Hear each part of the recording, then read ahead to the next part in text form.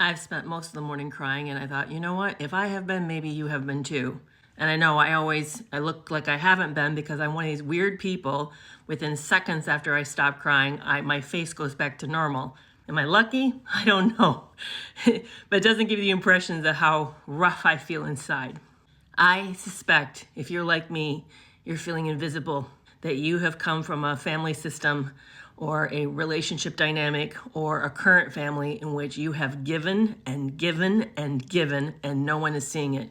That in fact, their complaint is that you don't give enough, that you're not showing up enough, you're not doing the right things, you don't love them enough. And I suspect if you've been like me, that you feel like that there's not any more to give, that you've given out, that you have given away your very best parts of yourself, and that you're about ready to empty yourself out for this other person or other people, and that it's never going to be enough, that these people are insatiably hungry for something that precedes you and that you can never, ever fix. And I bet you've tried.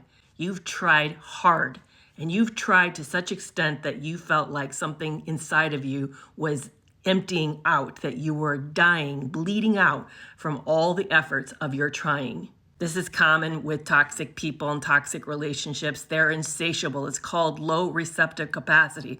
The minute you pour something in, the minute you give advice, the minute you do something that's really wonderful and should stick and should make them feel better, it just like a sieve drains right through them and does nothing for them. And it's as if you never did it. And you do it again, and you do it again, and you do it again, and you do it again.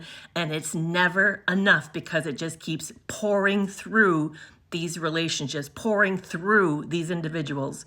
And it leaves you feeling empty, given out, burnt up, and invisible.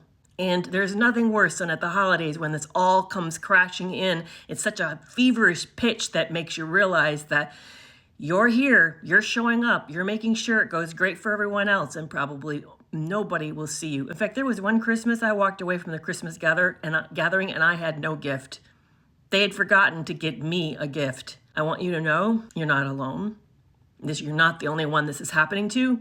And this has nothing to do about you. It doesn't get to define you. This is not about you. This is about something that you were never designed to fix in the first place. I want to let you know today, as we're heading into the holidays, that I see you, that I'm right with you, and that as I was struggling and crying today, feeling this incredible void and desperation, that you crossed my mind. And I want you to know that you're not alone, that I see you, and I'm sending you a virtual hug.